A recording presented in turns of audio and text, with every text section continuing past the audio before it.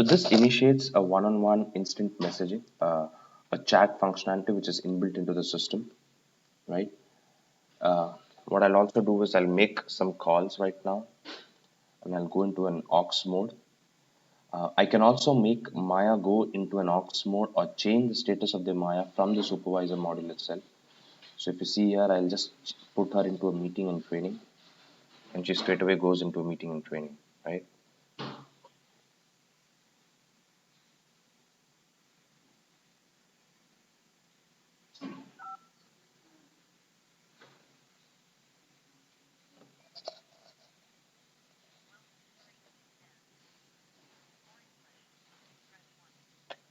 Format.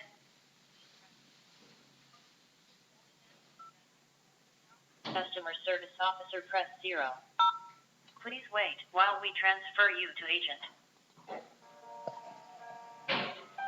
So if you see right now, the wallboard is also showing one call in the queue, right? And now if I go to the voice queue tab,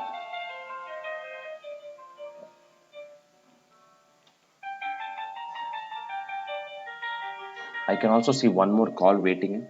So here what I can see is I can see the calls waiting, how many agents are stopped, how many are available, how many calls are in the queue, what is the queue time, what was the VDN name from which the call came in, what is the DNS.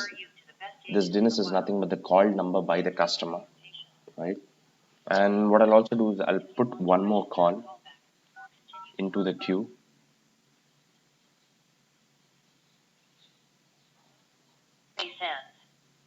For English, please press 1. For sends and destination points, press. You can set up a wake-up call for your room using this option. Please wait while we transfer you to agent.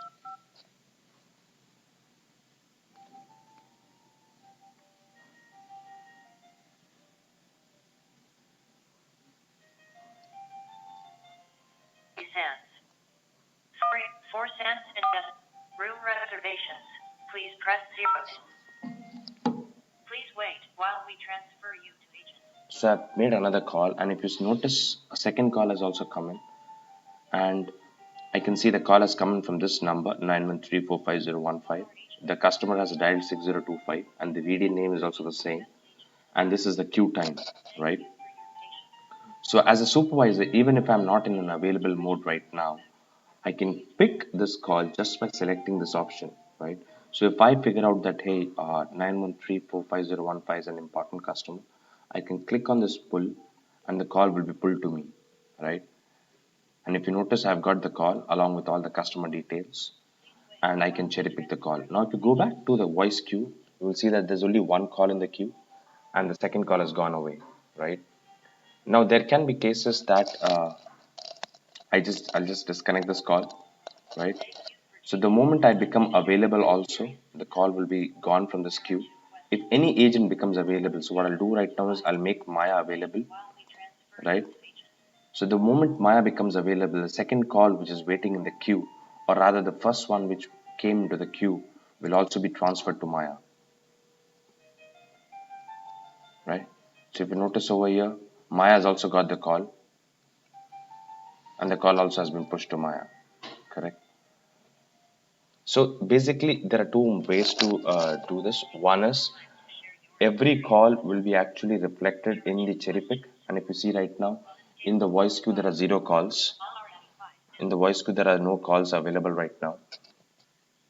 If all the agents are busy, all of these calls will be listed over here, and the supervisor can selectively choose and pick which calls to pick up from. And if at that time, if any one of the agent becomes available, the call which came to the queue first will be routed to that specific agent.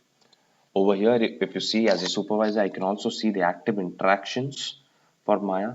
So if I just want to see what all interactions are going on, I just have to click this, right? And it will show me that Maya is having a voice call which was disconnected, which came in at this time. It came from this Dennis. Uh, it was transferred to the skill. This is the user ID. This is basically the user who called in. This was an inbound call, how many times it was active, how much time it was kept on hold. So all these details are available to the supervisor, right?